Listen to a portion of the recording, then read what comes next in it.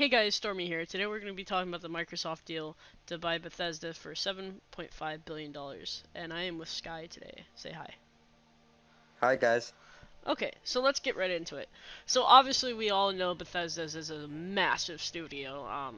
If you guys are not aware of what games, for whatever reason, that they produced, Dishonored, Wolfenstein, Elder Scrolls, which is big, Fallout, which is big, Doom, big, Starfield, The Evil Within, and Prey. So clearly this is a really, really big thing for Xbox. Obviously we're looking forward to having a bunch of different franchises, move on to Xbox as obviously a first-party studio. And it creates a little bit of fear for PlayStation because obviously those games are still pretty really big and they bring a lot to the platform as possibly future exclusives. Sky, what's your opinion on this? Yeah, no doubt this is sort of like a big game changer in a sense cuz now Xbox's sort of like lineup and whole Game Pass was looking kind of weak as they're entering the new next gen era, and I mean these huge triple A titles are just gonna look really great on their Xbox Game Pass, and it's a really great investment made by them. And Like, oh yeah, go. yeah, I think this is just a good sort of overall investment because now they don't exactly have to just rely on Halo, which is Microsoft's big, um, sort of like lifesaver in the sense that like that's why people mostly buy Xboxes, and that's what most people were looking forward to with this Series X. But now that it's delayed, like they still have that game coming, but like I think these acquisitions are gonna look really good on the Game Pass, and it's not just like Halo, um, Gears, and like Forza Horizon, and it's just it's a really great acquisition overall. Yeah, and Stormy? to see those company, well, obviously it's one big company, but to see the smaller companies that have been brought in the past, to see Doom, Fallout, and Elder Scrolls potentially be a exclusive to Xbox, to me that's almost like crazy because that's like three really big titles that have really large fan bases, and even Wolfenstein and Dishonored, like they're super big too. But like what's always caught me for this is like Bethesda was kind of like the neutral type studio. Yeah, they favored one over the other, but it was kind of interesting because we're now possibly going to see more exclusives for Xbox, and we're possibly going to see even more titles. I mean, Xbox has expressed interest in the past, obviously, which off and on, but Fallout, Doom, like all of those games are due for another game title within the next coming years, and Scrolls is still really big. It has a really popular fan base. Wolfenstein is a really popular fan base. Dishonored is a really popular fan base. So we're kind of getting into this in the zone where Xbox really has a lot of money making tools and ways to move into making exclusives and kind of getting that one up on PlayStation. What do you think about that? Yeah, I'm not exactly sure because obviously this hasn't really been put into effect, being the announcement just came out today. But depending on how they move forward with this, if it's sort of like where they're gonna make it so like you have to buy an Xbox Series X because that's the only place you can play Fallout or Wolfenstein, games like that, then it sort of does put you in the position where it's like, well, I like those games, so like, how should I get a PlayStation 5 or should I get a Series X or a Series S? So I think this is sort of like you said, it's Microsoft's one up on PlayStation overall, and I mean, like, I didn't really see this coming, and it's just nice to see that like Perfect Microsoft expansion. knew. that they were coming behind PlayStation, and this announcement sort of is like a game changer overall. And let's not forget that Bethesda is now a first party studio, which means that if Xbox wanted to announce game ideas with them, they could. Which is, in my opinion, I'm almost more intrigued to see what comes out of that than just the games that they bought. I mean, clearly, Bethesda is a really respected studio, but that could also have more inclinations like in the future with like new game titles, like new ideas. Like this could be so much bigger than what we're seeing right now. I mean, obviously everyone knows Fallout, Doom, like Elder Scrolls, etc. But there could even be more games to come from this. I mean, this could be a whole-on deal. I mean, this could be massive. It not to say that it would completely wipe out PlayStation, but I definitely think it would split everyone, more 50-50 than 70-30 like we were, already previously seeing, and at least from what I've seen. And obviously, Dishonored, for example, is another game that people like literally like love that game. There's still a hardcore fan base, even though like the games, both of the games, the first and the second one, have been out for a while, and we don't know if we're getting another one. I don't even know if it's confirmed, but you know, just having that many games on 1 year's worth of roster or 2 years worth of roster, depending on how they do it, that could potentially be crazy. That would be sort of matching up, in, at least in my opinion, to PlayStation's exclusives and what PlayStation is coming out with. Yeah. No, this is sort of like changing up the topic, but I've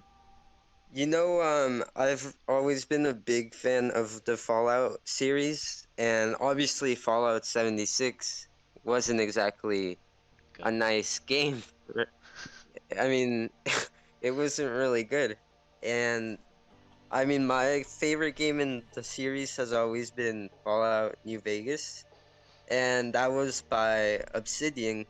And now that both Obsidian and Bethesda are under the same branch, I mean, I could see a sequel or a game involving Obsidian could happen. I mean, it's a possibility now. And I mean, if on Twitter, even Obsidian teased it because someone asked, so is Fallout New Vegas 2 a legit possibility now? And Obsidian replied with um a happy face. So I don't know if that's teasing that they've already started working on that. I mean, if it is, then that could be a huge game changer because that game was huge back when it came out. And even Wolfenstein, I mean, there's so much they could do with that franchise. I mean, obviously, we've been through it left and right, but there's a lot that could be done with that, and obviously built on. And even Doom as well. Like Doom is just a overarching series that everyone's most likely always gonna love because it's Doom. I mean, it's one of those series. It reminds me obviously a lot of Halo, like kind of what we said earlier, where it has like this core fan base that is just like in love with everything that they put out. So it might be interesting just to kind of see where this goes. Obviously, we have a lot more to look forward to in the next coming months, and even over the next year and a half, and even Prey too. That's another example. I've heard mixed ideas about that, but there's a lot of room that it could build. Evil Within, which I personally never played, or I don't think I've really ever seen anything, but it looks interesting from what I've seen. So there's just a lot of potential here, and we're moving towards this kind of like equal playing field for PlayStation and Xbox, which we're not sure if that's going to work out the way that obviously we've said, but it does definitely look really promising. Obviously, with all the studios that Bethesda has gotten since, that makes it interesting as well. Yeah, and just to show sort of like the scale of how huge this acquisition is. So basically, Microsoft acquired Bethesda for 7.5 billion. Now, like sort of a comparison to like other big acquisitions. Um, Disney acquired Lucasfilm and Star Wars for 4 billion, and that's just crazy to think how Bethesda is worth that much, in comparison to Lucasfilm and Star Wars. And I mean, their Microsoft's other big acquisition before, as far as I can think, was acquiring Mojang and Minecraft for 2.5 billion. But I mean, 7.5 billion, like, they're not playing around. It, Like, yeah, yeah. and it came out of the waters too. I mean, at least I hadn't heard anything about it before it was announced. I never heard rumors. I did hear that there was something big coming in an Xbox's point of view, but it was never this. This is an entirely new level of like craziness. I mean, obviously, like I was saying, like there's potential for so many more games. There's potential for sequels. There's potential for literally everything. I mean, it could go both ways. So, yeah. Do you have anything else to add? No, I think this is just overall. I mean, I'm not gonna take sides on PlayStation or Xbox. They're both really great studios overall and companies that know what they're doing. And I think this is just another good move on Microsoft's part, and hopefully it goes well for them and it doesn't backfire. Yeah. Anyway, I'm really excited to see where this all goes, and I'm kind of interested just to kind of see how this plays out, especially on PlayStation side, which we already did a video for like PlayStation's the reveal and showcase. So I kind of feel like that video is kind of topic. I'm saying Xbox might be under the ground this year. I don't know, man. This could potentially be huge.